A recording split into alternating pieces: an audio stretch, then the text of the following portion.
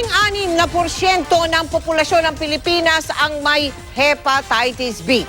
Kaya bilang pagsugpo sa sakit, isang multimedia awareness campaign ang sinusulong para maturuan ang publiko kung paano ito maiiwasan. Nakatutok si Dano Tingkungko. Isa sa 7 Pilipino o 8 milyong Pinoy ang may hepatitis B ayon sa Philippine Hepatology Society. Katumbas ng 16% ng buong populasyon. Ang Hepa B ay isang impeksyon sa atay na nakukuha sa dugo, sexual contact, needle sharing o naipapasa ng ina sa bagong silang na anak. Kapag tumagal, pwede itong makasira sa atay.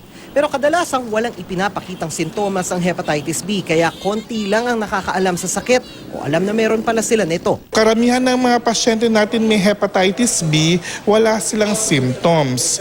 Nagkaroon lang sila ng simptomas kung nagpapakita na sila ng signs na ang atay nila ay hindi gumagana. It's like naninilaw sila, lumalaki yung tiyan nila kasi may tubig. Kuminsan, ang presentation nila nawawala sila sa sarili kasi hindi na na-process na maigi yung pagtanggal ng toxins ng liver. Si Baltasar Lucas namatayan ng 3 kapatid dahil sa Hepa B. Lahat kaming buong family nagpa-test and then ang father ko lang yung nag-negative.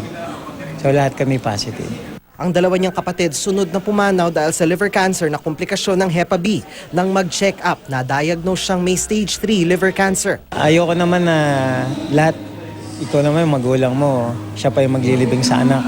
So bilang natitira na lang.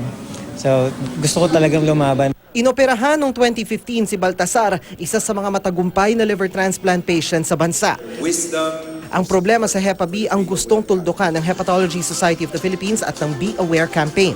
Kagabi, pinasubasta ang mga obra ng ilang premiadong artist tulad ni Toym Imaw, anak ni National Artist for Sculpture Abdul Marie Imaw at ang magkapatid na Ronald at Jonel Castrillo. Ang pondong malilikom ay mapupunta sa multimedia awareness campaign para turuan ng publiko tungkol sa hepatitis B. It is the leading cause of liver cancer in our country. Liver cancer being the second leading cause of cancer deaths among Filipinos. Bukod sa sakit, gusto rin nilang mawala ang stigma o diskriminasyon sa mga nagkaroon nito. Dano Tingkungko, Nakatutok, 24 Oras.